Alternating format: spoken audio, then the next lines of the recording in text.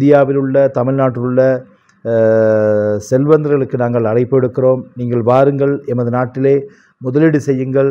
எங்கள் நாட்டினுடைய சட்டத்திட்டத்துக்கு இணங்க நீங்கள் முதலீடு செய்து எங்கள் நாட்டை வளர்ச்சி பாதையிலே கொண்டு செல்வதற்கு முன்வரும் கேட்டுக்கொண்டு, அதே போல் நம்மளோட பப்புவா நியூகினியாவுடைய ட்ரேட் கமிஷனர் இருக்கின்ற விஷ்ணு அவர்களுக்கு நாங்கள் அழைப்பு எடுக்கிறோம்.